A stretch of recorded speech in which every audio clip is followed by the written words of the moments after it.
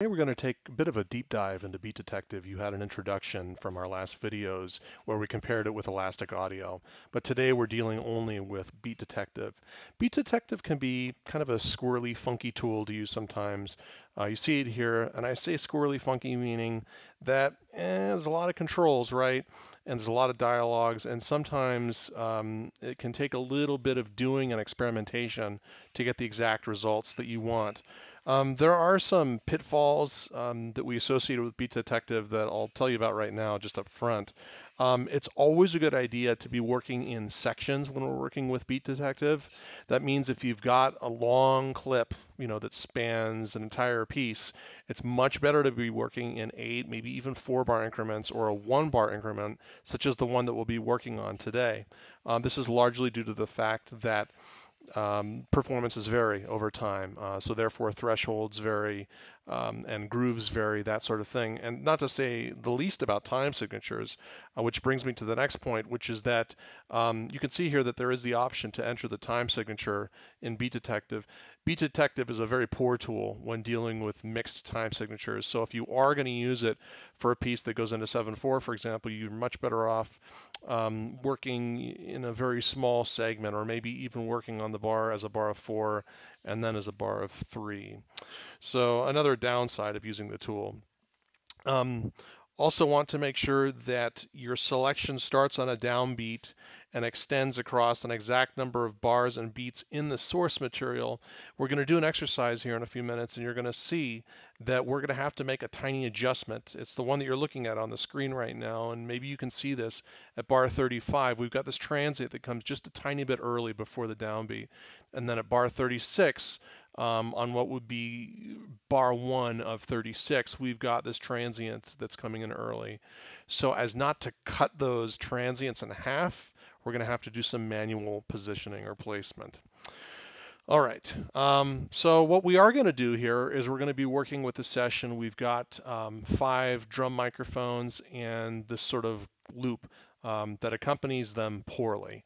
We're going to use the loop or this groove track as sort of our guide, if you will.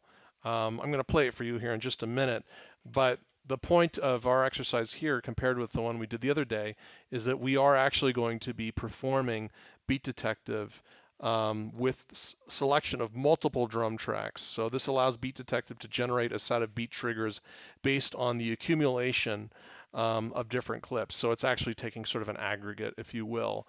We'll be doing this on the kick drum, the snare top, on the hi-hat. The reason we're not going to include the overheads and snare bottom has to do with another general rule of Beat Detective, which is that we always need to use the earliest triggers.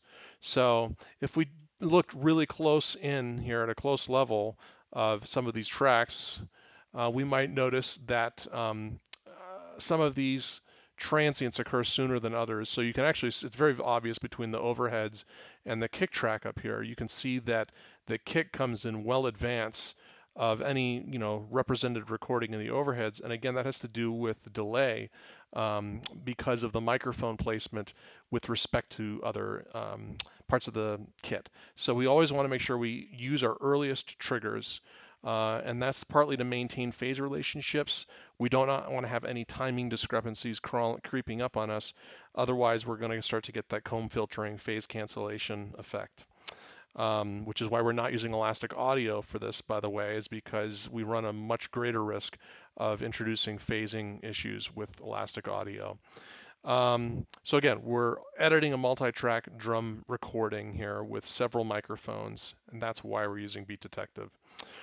We're going to apply beat triggers from one track to multiple tracks. So I'd mentioned the aggregate earlier, but that's where this control comes in very handy for us, is the link track and edit selection.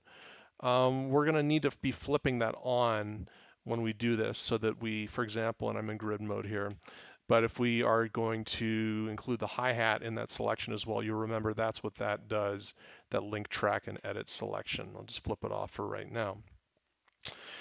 Work in sections. Again, really important for us to just take little bits at a time. There's nothing, there's no shame in it, and it's kind of how you have to work in Beat Detective. Beat Detective gets confused. The beat triggers need to be removed, sometimes promoted, which we'll talk about.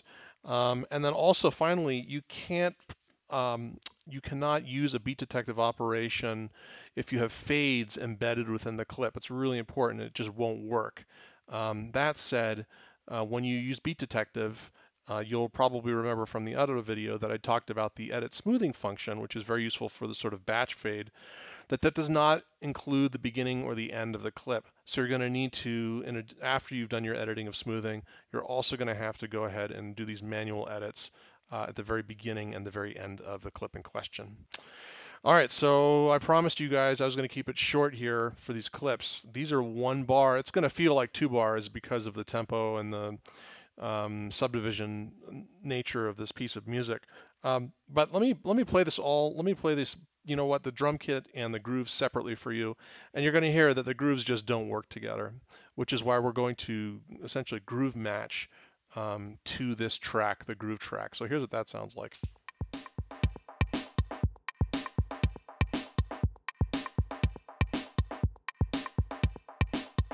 Yeah, so not really any kind of a swingy feel to it all. It's very even. So let's go to the drum kit now and listen to what this sounds like.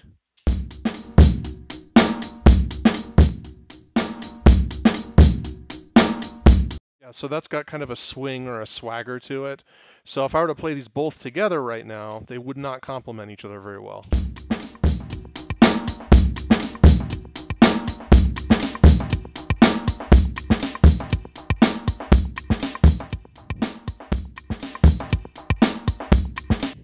Yeah, so while they're in time with each other, the grooves just don't work well together, which is why we're going to do another one of these groove template extraction processes. All right, so here's what we're going to do. We're going to start by doing what we did the other day, where we're just isolating or dealing with one clip here, the groove clip. We've selected that clip and we've listened to it also. And now we're going to do our beat detective. Now I'm looking at this and I can tell right off the bat that I've got an issue right here under selection. And this is why it's really important to remember when you're using beat detective. See here, 21 to 25. Yeah, we're at bar 35 to 36 here. So we need to make sure that we hit that button, capture selection. Later, when we go to edit the multi-track drums, that's not going to work so well for us without also making an adjustment due to the early transients right here. All right, so we've now marked our selection.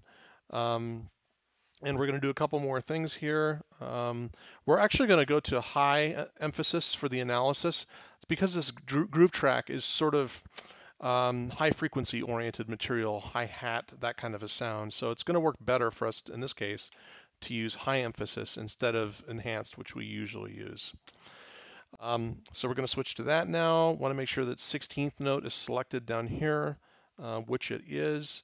And we're actually going to do, as I mentioned, this groove template extraction so that we can get the multi-track kit to sort of groove along with the groove track.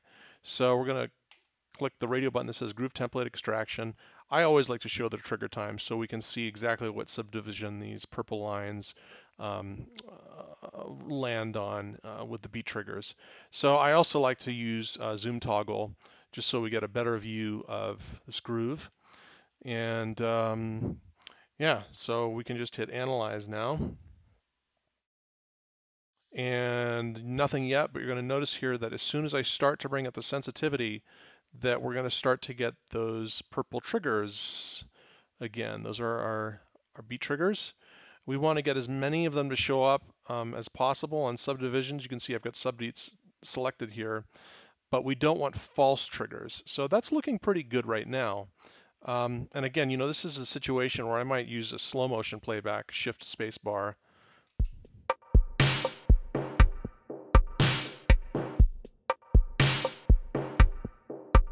We talked about using dynamic transport for this also. There's also these buttons, scroll next and scroll previous, which will sort of methodically guide you from one beat trigger to the next. The thing you don't want to do is to lose your selection, which happens really easily if you do not disable this. So I'm going to disable link timeline and edit selection right now. I don't want those linked. And actually it would be a good idea for me to set up my dynamic transport, which it is. Double checking that. Let's take a look at these triggers and make sure that they represent the correct time. So we've got beat 1 here, and then these are the subdivisions of 16th notes, right? We talked about this, clocks or ticks. So we're subdividing by 240 per individual 16th note. So beat 1, 2, 3, 4. It looks like it got it perfectly. So that's now what we can do is we can extract that particular feel, if you will. And I'd taken a note to myself, by the way. I checked the sensitivity before and I had written 56%. So we're right within that ballpark there. In this case, 58% is where we came up at. All right. And then I want to double check one of these markers actually. 35, 4, 80. Yep, yep, yep. Okay, we're all set there. So we didn't need to manually add any big triggers. If we did, we would have used our grabber tool. We probably have to do this when we get to the multi-track, so I won't spend much time on it. But we get the grabber tool, and you'll see the little hand there. If I hold down the command button, it gives me this arrow. That's actually to do what we call promoting a beat trigger. So if I were to do that, then that means I could actually do a reanalysis, or I could bring the sensitivity all the way down, analyze it again, and essentially I would have a permanent beat trigger, one that couldn't be taken away regardless of my analysis. But specifically to add a beat marker or beat trigger is just to have the grabber tool active and to click in a given spot here, which we'll do in a few minutes. You know what? This is the spot that I was looking for that's missing one. You guys see that? So I've got my 16th note subdivisions running the whole way through here, 240, 480, 720, 0, 240, 480, 720. Again, that's why this is like gold, this show trigger time.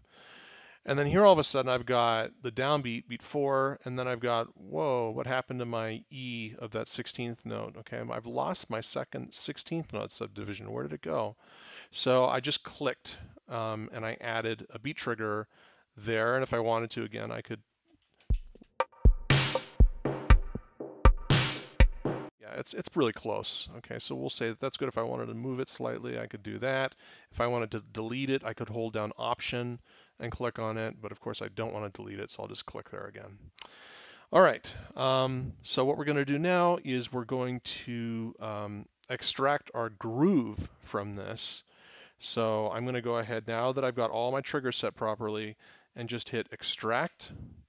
And you'll see that I've got this dialog, extract groove template. So this is similar to some of the MIDI groove templates when you quantize and groove quantize, except now we're doing it, of course, with audio and the specific piece of audio that we've analyzed here. So for now, it's going to be good for us just to go save to groove clipboard. Okay, because I'm going to be using this within the same session, so that works just fine for right now. We're going to go ahead and hide this beat detective. I'm going to start up another video in a second, and we're going to deal with the rest of these tracks. I made one or two adjustments to the screen between the two videos. I've brought up our transport here because we're going to be entering some values here in a few minutes, and we're sort of occluded up here at the top. So we've just essentially extracted the groove, right, from this groove track. We just took out that template which we're going to apply to this drum part that swings a little bit too heavily for us. So the first thing we're going to do is we're going to make a selection. And I'm going to actually just use tab to transients here. So I'm just clicking here and I'm starting at the beginning here, which you can see is slightly before bar 35, right? You can see that there's that transient that's lighting just before that grid line right there. So I'm going to go ahead and do this. I think that's the easiest, fastest way to do it. And you'll see here that my final tab to transient, I was using Shift Tab with tab to transient enabled, obviously, over here, takes me to just before bar 36. So I should have a perfect loop at this point. Let's check.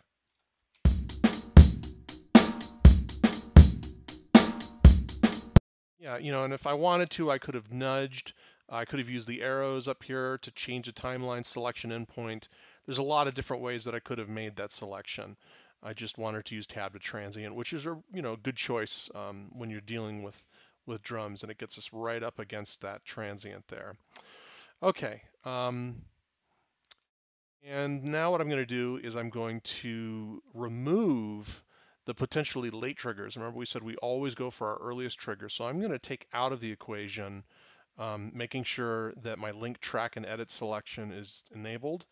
I'm going to take out of the equation the snare bottom mic and also the overhead mic. So I'm just going to be basing my analysis on the kick, top snare microphone, and hi-hat. The hi-hat's going to be giving us a lot of time information. You can see right here that it's more active. So we're going to really be relying on that in a sense. All right, so we're going to be performing the analysis on all three of these now. So let's get Beat Detective up. So it's Command 8. And looks like it remembered an analysis. We're going to be doing a clip separation. Okay, we've already done the groove template extraction, so we're going to be doing clip separation. And we're going to set now to, we're going to try an enhanced resolution. When I tried this, that seemed to work best. So we're going to perform our analysis based on enhanced resolution here. I'm going to click Analyze, and you're going to see that the beat triggers have shifted quite dramatically based upon just the different sort of analysis algorithm that I'm using now. So, again, we don't want too few triggers. Okay, that's not going to help us too much. But if we go too radically extreme, sometimes we'll get false triggers. In this example, it's not detecting anything else, so it actually doesn't matter regardless of whether I go from 19% all the way up to and including 100%. That's kind of an unusual situation, just so you know.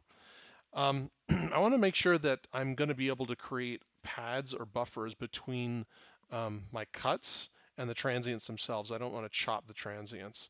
So what I'm going to do in the trigger pad time here is usually I would go between 3 and 5 milliseconds. So I'll just use a trigger pad time of 3 milliseconds just so I don't forget that step later on.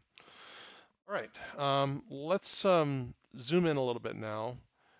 And this is very interesting to me right now. Notice that we have a beat trigger that came in late. It comes in after our first transient. So this is a case where we might have to say, hey, that's where our beat trigger belongs. That's the real B1 of this measure. Okay, so let's see if our subdivisions are all there. I can tell one's already missing. Okay, there should be a subdivision in here, the second 16th note that's not there. It's probably going to be right around here. I'll use shift space.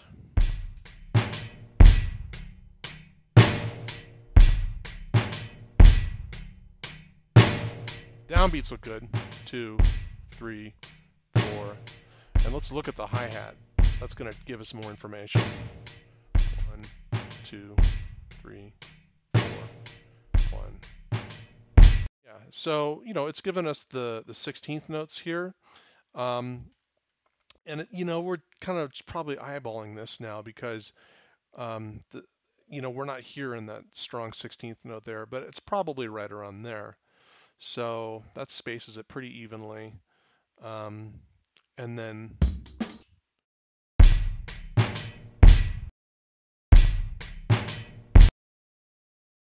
one here.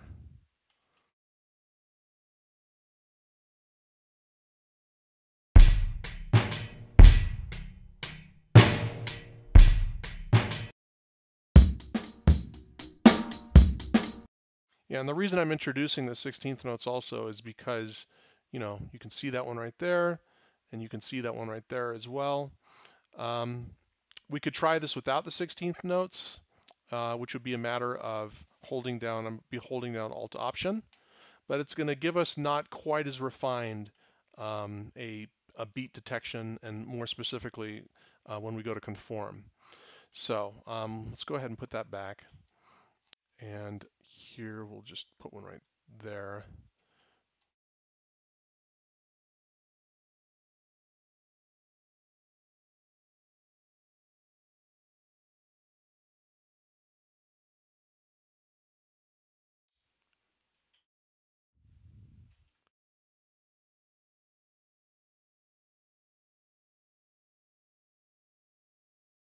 All right. Okay, so now we've got a beat trigger for each 16th note subdivision here. Before we go ahead and chop this up into bits with the separation command, we want to also bring in these other tracks into play. So that means we're going to also select the snare bottom, hi-hat, and the overheads like so. And I'm going to make a little adjustment here.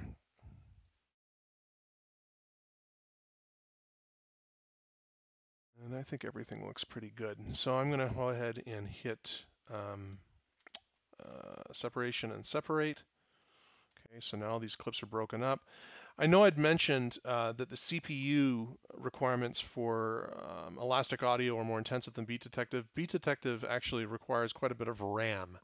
And the reason for that is because it deals with all these different clips and actually levels of undo. So if you're ever having problems with Beat Detective responding, it's good to reduce your numbers of levels of undo. And remember, you can just do that from here in Preferences. And I believe it's under, well, there it is, it's under Editing. Okay, the Editing tab is where we've got that. Let us now conform these. So go to Clip Conform. And by default, this will be set to none and this will be set to standard. Okay, I was playing with this a little bit. So what I'm going to do here is instead of conforming standard, I'm going to conform to that groove template that we extracted. And from here, I'm going to go to groove clipboard. Remember, we copied that to the clipboard like so. And then we're going to go ahead and hit conform. And you can see things have shifted around a little bit. You can see that we've got some gaps also. So that's why we're going to do edit smoothing. And we're going to do a fill and crossfade so that we don't hear these gaps in between, especially right there, also here to an extent. And we're going to put a value of 5 should be fine. Plenty. Smooth, like so. And so you can see essentially what's happened is it's batch processed all of these fades at once. If I zoom in, then you can see that there's all these crossfades. All right. So I've mentioned the bit of a hit that the RAM can take sometimes. So let's do one more thing here. Let's do edit, and we're going to do a consolidate. So consolidate clip like that. All right, let's hear what the drums sound like alone.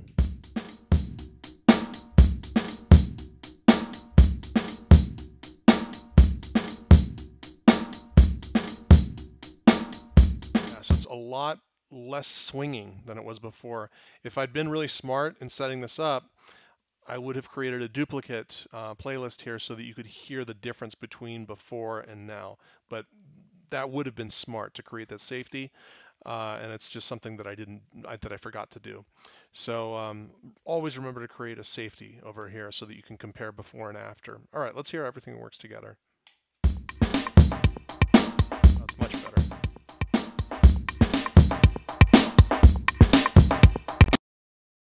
It sounds a lot better than it did before.